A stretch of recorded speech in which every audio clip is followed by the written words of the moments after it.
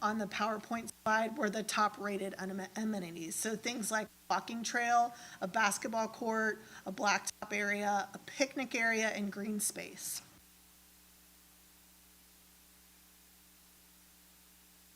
So there was also space for free responses, which were recorded in the data and available on the city website as well for review for anybody that wants that.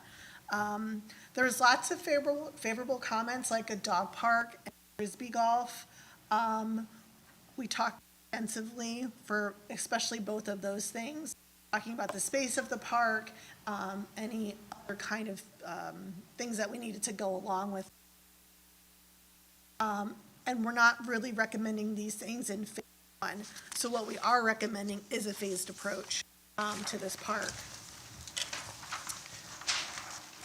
We have a large list of wants from community members. And like I said, we did the citywide survey. And we feel like a phased approach will be a better way to present it to the community, especially the neighbors. Will be able to have immediate wins for those neighbors, and then better time to research the final end game as far as putting in a walking trail, putting in a picnic shelter, and then kind of determining how much more space we really have. So basically, we want to include the logistical basics. Go to the next slide. The first phase, we want, first of all, this to be a dawn to dusk park. We want curbside access as well as 8 to 10 parking spaces available for people to include a bike rack with that. Lots of neighbors have the ability to walk, ride the bike to the park. The walking trail will be crush and run gravel, and that will be the perimeter of the entire park. Gretchen, we determined that was almost one, okay. And then that 20 by 20 picnic shelter with a concrete pad, which will be a permanent structure to include 2 to 3 picnic. Are you flipping the? Okay, I'm like, this is not working. Thank you, thank you. So we did some research and got a little bit of some estimates. First off, the parking, we want it to be ADA friendly, about a 60 by 60 gravel lot for 10 cars. There's already a street skirt right there that's existing on Kelser, and we're estimating about a $15 cost. A bike rack for about 10 bikes, and rough estimate $500. Picnic shelter, that concrete, and the wood shelter, about $22,000 for the structure. Some other things we talked about, picnic benches that would be donated by the community groups that might want some kind of community project. A walking trail, so this would also be ADA compliant, about 5 feet wide, and that crush and run gravel as well. So we have a breakdown of the cost there to the right. Signage for the park itself, we were thinking about $500 to $1,000, and we'd like it to match some of the signage. Miscellaneous things like trash cans and dog. So this is a potential layout of the park, and if you'll notice, the yellow over here to your right would be the parking lot and where the bike rack is, and that's right where that street skirt is. And then red in the corner there would be where we'd kind of like to place the picnic shelter. That way you wouldn't have very far to walk with your belongings that you. And then, of course, the walking trail would go the perimeter of the park.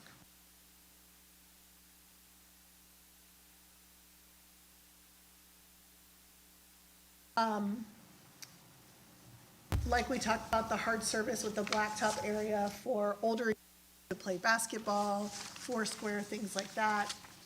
Could be various activities.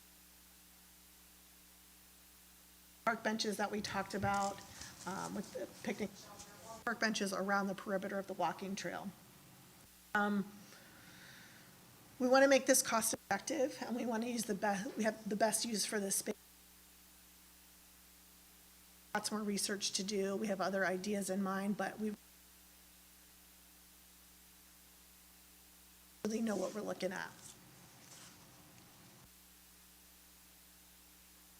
Do any of the board members have anything to contribute? If you do, we'd like to hear from you. Sure. Even though the dog park isn't really in consideration for the first phase right now, the reason we mentioned dog waste stations, because people can bring their dogs out there. Right. Yeah. So we need to have something to take care of that issue, even though we're not officially going to have a quote-unquote dog park. So, all the city rules will apply, leash laws and et cetera. That's why the dog waste stations were meant to take care of that. Good point. Council, any questions of anybody on the board? Bud? I have one. Just out of curiosity, would the parking area still allow the 2 trees to stand? We would hope so, yes. That's the plan. I have a couple questions. As far as, I was just surprised that Crush and Run would be ADA. And the whole thing, that would not allow for wheelchairs. So is that, I don't know. am I missing something? Honestly, I do not know, but I think, is it all about how you pack the dirt and how you layer all the things that, I think, yeah. Confirmed, yes. Thank you. So that would be a first component of the trail. It has more fun. Well, to make it the correct.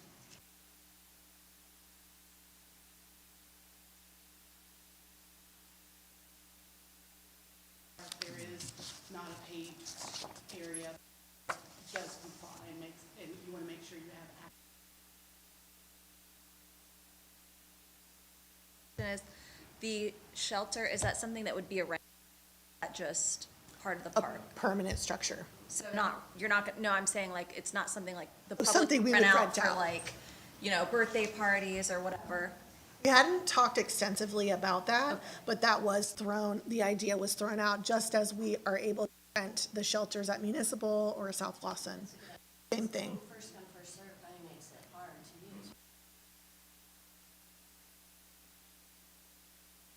to use. Bluebird Gap Farm does that. We've had birthday parties. I mean, How do they designate that it's yours for the hour?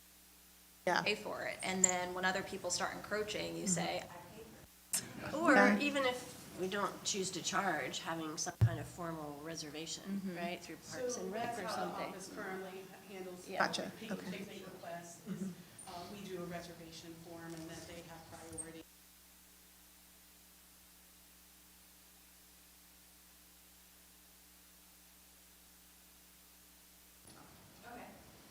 I think it's also important.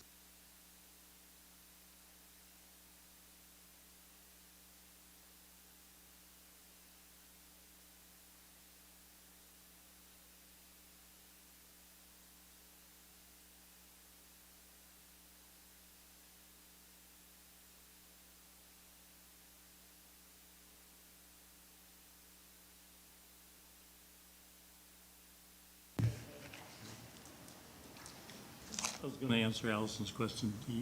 If you've been to Kids Island, that mulch on the surface there, they were not ADA compliant for wheelchairs. Yes, it is. If they put that around the entire trail that they're talking about, it would be in accordance with the requirements. Question Run's much better, because if you see the Question Run, or whatever they call that stuff, inside Kids Island is better. It does meet the requirements, so for that. My input, and these two people pushing this for a while, when I was on the board, I don't know if Kate Lee is still on your board or not, the student.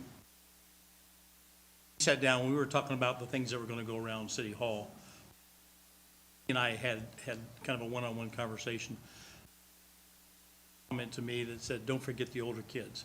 And when she said that, I just kind of like, light bulb went off. I go, yes, we do. Playgrounds right now basically run to age 12, 5 to 12 and then through to that. but it completely leaves out the 13. And I think we, as a community, not just Poquoson, everywhere, kind of forgets the 13 to 17-year-old.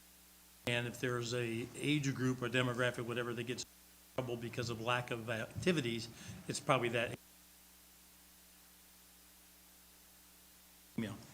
And some of the things I'd come out, and when I was on the board, I joined a bunch of these things, and I get a whole bunch of stuff from Game Time and other advertisers. Y'all have this. My thought was, and when I was talking challenge course, it's part of the exercise structure kind of thing. That not only do, and of course, children always play up. You know, a 4-year-old will want to play with a 7-year-old brother, sister. A 7-year-old want to play with a 12-year-old, and on like. And this is 13 plus. They're not cheap. Phased approach. And as far as a place, you know, there's never been a park really around or accommodate something like this. But I think if you can work it into a plan or something along these lines, it might be something. Right now, I talked with the school resource officer who does the middle school, and she calls them her students. Her students are the ones that get onto the turf field at the middle school, despite all the signage and the fence and the locks and everything like that. They're out there playing around. If there was something to do for them, that kind of gets them. And I realized that there's going to be your people like myself that went, we want a walking trail. We don't want kids here. We don't want a skate park and all that kind of stuff. Well, you know, not all that. The fact that this park sits at the end, only real sidewalk in town, which it goes up and down with, stops you out there. You have enough parking for most people that would come. Parking after that, with the exception of Wood Creek Road. So I think it's a great idea, and just make it for all folks to include those missing 13 to 17-year-olds and give them something to do other than hang out at Ames Wharf. Is something that we've talked about extensively. Is that like pieces of equipment that we'd space around the trail? Is that what you're talking about? No, this is, here, you pass those on down. Sure. Every other year they put them out, and every other year I ask for them, and they send them to me. Somewhere. When I was 17, I kind of liked hanging out at Ames Wharf. But then some guys put some signs there, you can't go home at 10. Yes, you will at this park as well, Yeah. if not before. But yeah, just something like that, you know, those things are not cheap, and no playgrounds are cheap these days. Well, let me say that, you know, you've done your job, and you've done it well. Impressive presentation. Now, we need to get about the work of finding the dollars to implement the work that you've done. And we'll do that. We'll do that. So, any other questions, anybody? I don't have a question. I just have a general comment for Parks and Rec's board.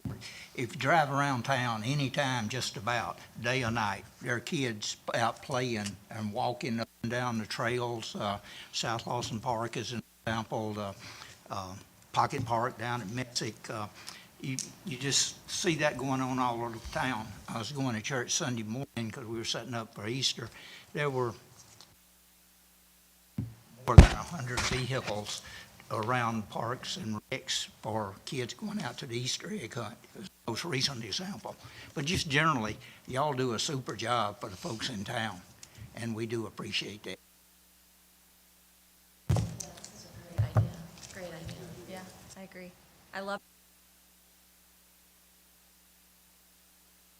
Fast, yeah. We knew early on we didn't want to voice their opinion, so. Well, I lived down there, so I appreciate it. I loved being able to have a voice, so that was awesome. Anything else? Anybody else? All right. Thank you for your time. Thank you. So much. Good to see you, Steve.